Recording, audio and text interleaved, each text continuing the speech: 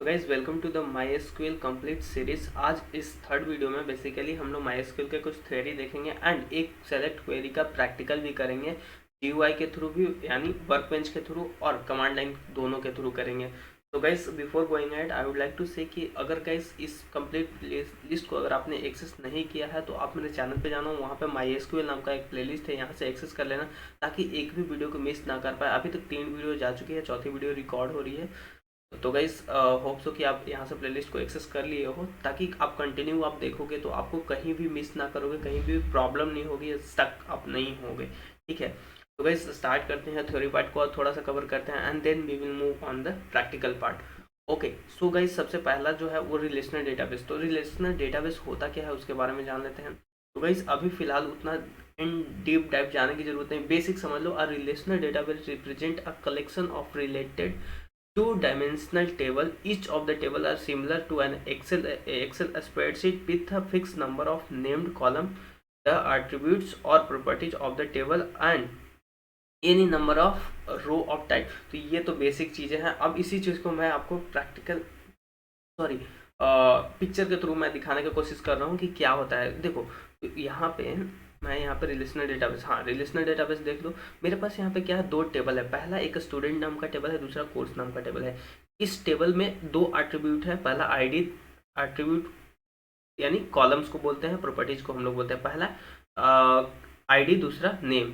इस कोर्स वाले टेबल में क्या है, आईडी, दूसरा नेम है।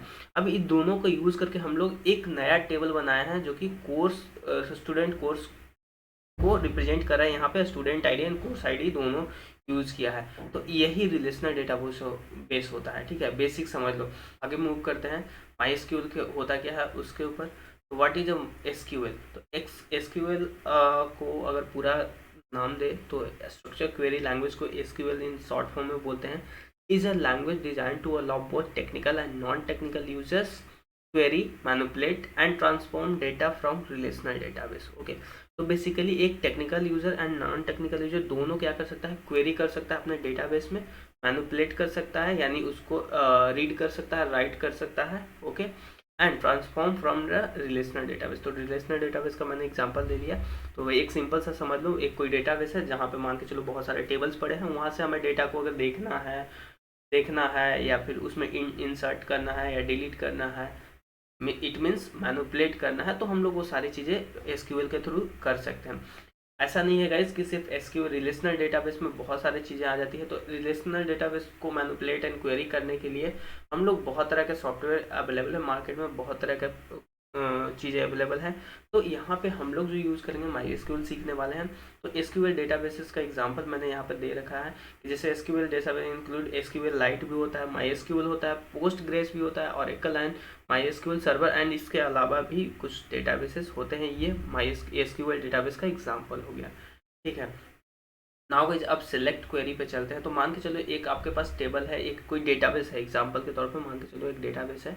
ठीक है, उसमें से अगर कोई डेटा को आपको फेच करना है, ठीक है, रीड करना है, तो वो कैसे हम लोग करते हैं, वो सेलेक्ट क्वेरी के थ्रू करते हैं। ठीक है, डेटाबेस वगैरह कैसे क्रिएट करते हैं वो सब हम लोग आगे देखेंगे। फिलहाल अभी जो मेरे पास पहले से डेटा अवेलेबल है उसी डेटा में मैं आपको क्या करूँगा, डेटा को फेच करना सिखाऊंगा। ठीक है, to retrieve data from SQL database we need to write a select a statement, जिसको क्वेरी भी बोलते हैं। ठीक है, तो पहला चीज़ इसमें जो होता है, सिंटेक्स होता है वो सेलेक्ट, उसके बाद कॉलम नेम लिखते हैं।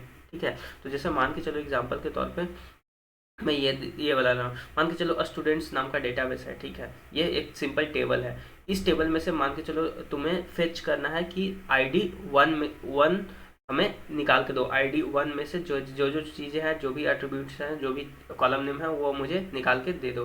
तो मैं क्या करूँगा, इस कॉलम नाम दूंगा select column name, that means ID. Okay, तो यहाँ पे एग्जांपल के तौर पे आईडी एंड अगर दूसरा वाला भी करना है, दूसरा वाला भी फेच करना है, तो कॉमा देके यहाँ पे एग्जांपल देख लो, कॉमा अनदर कॉलम नेम, यहाँ पे नेम भी दूंगा and then from my tables name. तो यहाँ पे टेबल नेम क्या हो जाएगा, अगर देखा जाए तो मेरा टेबल नेम स्टूडेंट्स है, इसका क्वेरी हो जाएगा इस तरीके से।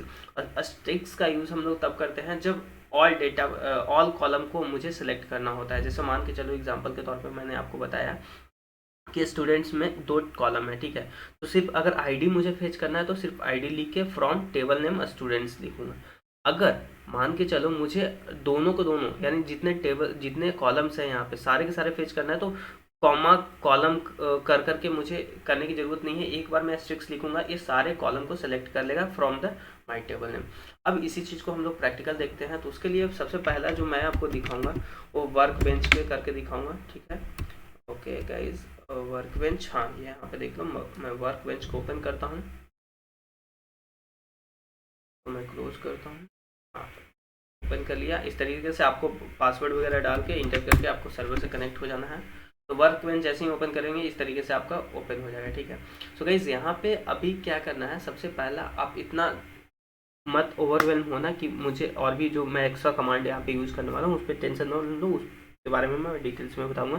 तो सबसे पहला जो कमांड होता है, हमें डेटाबेस को देखना पड़ता है कि हमें कौन कौन सा डेटाबेस यहाँ पे अवेलेबल है। तो उसके लिए हम लोग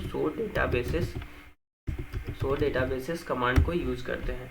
as a beginner guys I would suggest कि आप वर्कबेंच का यूज़ करो, क्योंकि यहाँ पे आप जब गलत क्वेरी वगैरह लिखते हो तो ये आपको यहाँ यहीं पे एरर दिखा देता है, तो इससे आप सुधार सकते हो। बट आप कमांड लाइन पे करते हो तो वहाँ पे वो चीज़ें नहीं दिखाता है। तो as a beginner I would suggest कि आप वर्कबेंच को यूज़ करो, ज़्यादा अच्छा, ठीक है। तो जैसे ही मैंने कहीं सो डेटाबेसेस किया, यहाँ पे सारे मेरा जो भी मैंने डेटाबेस मेरा यहाँ पे अवेलेबल है, कि यहाँ पे देख लो सारे डेटाबेस यहाँ पे शो करने लगा।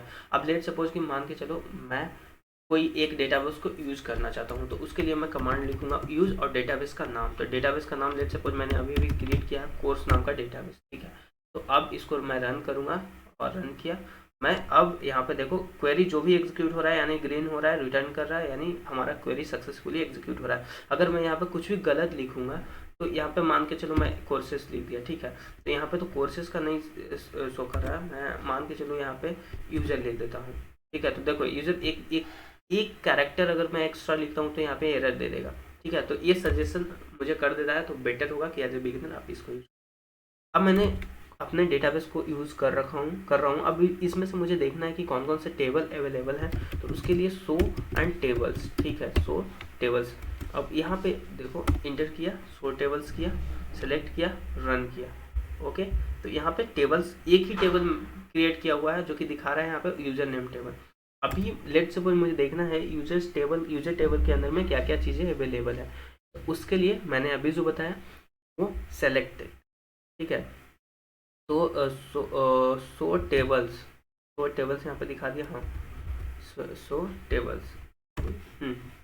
अब सॉरी, अब मुझे देखना है कि इस टेबल्स में क्या क्या पड़े हुए हैं। तो उसके लिए लेट सपोज मुझे कॉलम का नेम नहीं पता है, कॉलम का नेम नहीं पता है।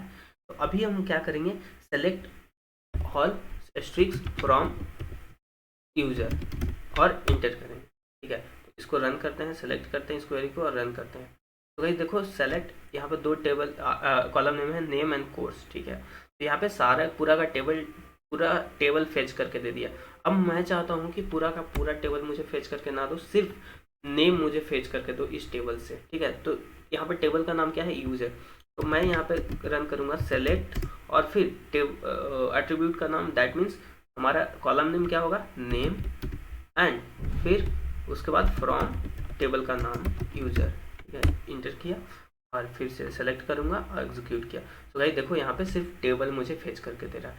अभी यहाँ पे टेबल की जगह अगर लेट सपोज मैं कर देता हूँ यहाँ पे कोर्स, ठीक है, कोर्स नाम का भी कॉलम यहाँ पे मैं बना रखा हूँ, तो कोर्स और इंटर किया तो देखो यहाँ पे जितने सारे कोर्स हैं वो कोर्स फेच करके मुझे दे रहा है। अगर लेट सपोज मुझे दोनों करना है तो नेम एंड कॉमा के साथ टेबल का नाम दूंगा और रन कर दूंगा क्वेरी को, तो मुझे नेम एंड कोर्स दोनों फेच करके दे देगा, ठीक है। तो इस तरीके से फेच करता है। अब इसी चीज़ को हम लोग कमांड लाइन पे कैसे रन कर सकते हैं, तो उसके लिए आपको क्या कर लेना है, MySQL कमांड लाइन को ओपन कर लेना है, यहाँ से ओपन कर लेना, ठीक है। एंड यहाँ से पासवर्ड इंटर करके आप अपने डेटाबेस से कनेक्ट हो जाना, ठीक है। कनेक्ट हो गया, मैं इसको थोड़ा सा बड़ा कर लेता हूँ, बेटर होगा ताकि आपको दिखेगा, ठीक है। तो मैं इसको कर लेता हूँ, ठीक है। तो होप सो आप लोगों को दिख रहा होगा। ओके, तो मैं यहाँ पे अभी क्या करता हूँ, सो डेटाबेसेस सेम कमांड को रन करता हूँ। यहाँ पे सेम कोर्स नाम का डेटाबेस है, मैं यहाँ पे रन करूँगा use course database, use course किया, सॉरी यूज़र हो गया गाइस। देखो यहाँ पे आर एक्स्ट्रा हो गया, दैट मीन्स अगर वही मैं एडिटर वर्कबेंच पे यूज करता तो वो मुझे सजेस्ट कर देता, वहीं पे ये मिस्टेक नहीं होता। तो कमांड लाइन पे ये मिस्टेक थोड़ा थोड़ा होता है, तो इस चीज़ को आप वहाँ से देख सकते हो। तो यूज़ किया मैंने डेटाबेस चेंज, यानी सक्सेसफुली एग्जीक्यूट हो गया क्वेरी। अब मैं क्या करूँगा, यहाँ से वो टेबल्स करूँगा, सो टेबल्स इंटर किया और यहाँ पे टेबल्स का नाम दिख रहा है, टेबल्स इन द कोर्स। अब मुझे लेट सपोज सेलेक्ट ऑल करना है, सेलेक्ट ऑल फ्रॉम यूजर और इंटर करूँगा। सेमी कॉलन जरूर लगाना है एंड में, ठीक है। यहाँ पे देखो नेम एंड कोर्स सारे के सारे टेबल्स में जो भी डेटा है वो मुझे दिखाई दे रहा है। लेट सपोज मुझे सिर्फ यहाँ से सेम क्वेरी लिखना है। अगर लेट सपोज मैं यहाँ पे क्या करता हूँ, चेंज करता हूँ। ये आप प्रीवियस कमांड आप एरो की का यूज़ करके ला सकते हो। तो मुझे लेट सपोज अगर सिर्फ नेम ही देखना है तो नेम इंटर करूँगा और इंटर कर दूंगा। तो गाइज यहाँ पे सारे के सारे नेम दिख रहे हैं। तो होप सो गाइज कि इस वीडियो से आपको समझ में आया होगा कि माइस्क्यूएल होता क्या है, रिलेशनल डेटाबेस क्या होता है एंड सेलेक्ट क्वेरी किस तरीके से यूज़ करते हैं। आने वाली वीडियोस के अंदर में हम लोग और भी कमांड्स, जैसे आप डेटाबेस कैसे क्रिएट करते हैं, ठीक है, वो सारे चीज़ हम लोग देखने वाले हैं। तो अगर गाइस वीडियो अच्छा लगा हो तो लाइक करना एंड अगर चैनल पे नए आए हो तो यार प्लीज़ सब्सक्राइब करना, ठीक है। एंड वीडियो अच्छा लगा हो तो लाइक करना। तब तक के लिए कीप लर्निंग, यार प्रैक्टिस करो, सिर्फ वीडियो देखने से नहीं होता है। बहुत सारे लोग मिस्टेक किया करते हैं कि वीडियो देख के उनको लगता है कि मैं क्वेरी सीख लिया, okay fine, but remember guys जब आप प्रैक्टिकल करने जाते हो, लैब करने जाते हो तो आपको बहुत सारा प्रॉब्लम होता है, ठीक है। छोटे छोटे आप गलतियाँ करते हो तो आपको हैंड्स ऑन जरूर करना है। और कहीं से प्रॉब्लम होता है तो यार टेलीग्राम का लिंक डिस्क्रिप्शन में दिया हुआ है, वहाँ पे आप क्वेरी पोस्ट कर देना, ठीक है। I will try to resolve it, या कमेंट में अभी पोस्ट कर सकते हो, I will be happy to reply you. Okay guys, मिलते हैं नेक्स्ट वीडियो में, तब तक के लिए keep learning, take care, bye bye, have a nice day.